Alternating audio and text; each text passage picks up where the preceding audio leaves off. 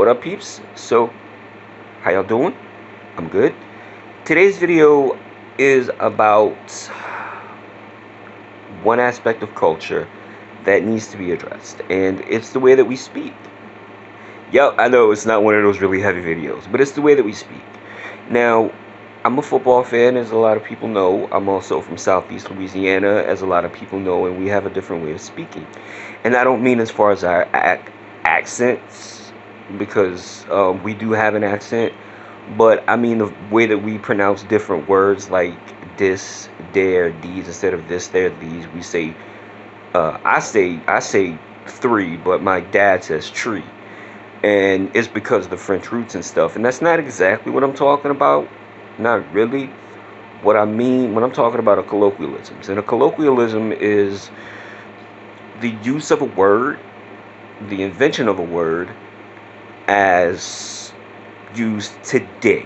So what I mean by that is the word, like, say an example for changing the definition of a word is woke.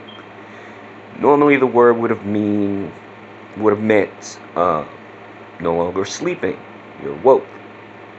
Now it means a false sense of awareness.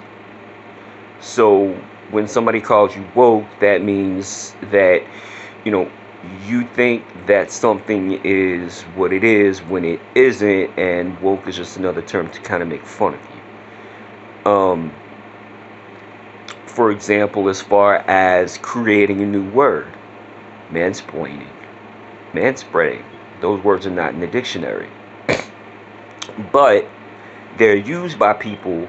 And these words that are used by people, the word mansplaining means to be a man explaining things to women or to other men who agree with women.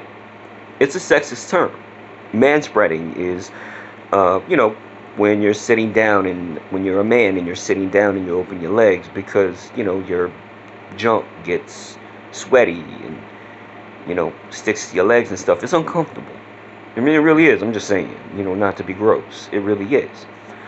And I think that there's a difference between, you're on Facebook or Twitter or whatever, you totally just destroy a sentence, that it makes no sense at all, and somebody's like, really get an education, or saying like, who that, or them boys, and somebody going, yeah, you need to learn how to speak English, or something along the lines of, don't you mean this? I'm asking for a teacher. I saw that today, by the way. And there is a difference between just being a complete idiot when it comes down to basic English and using slang or colloquialism in order to say something. We need to understand that just like everybody, people, technology, we evolve. Language evolves too. Sooner or later, there are going to be words that exist today that don't exist anymore. Back in the day, my brother and them used to say the word shive, SHIVE. I have no idea what it means. I don't know what it is, but they said it, and it was a colloquialism for them. May not have been nationwide. May have just been between those guys, but it mattered to them. They knew what it meant. It had its own definition to them.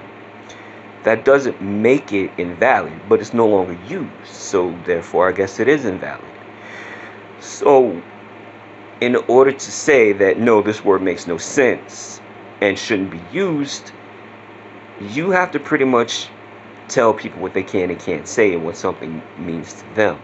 And again, what colloquialisms do is they take the English language and they translate it, whether it be an invented word, or whether it be, a word given a new definition. It makes sense of that.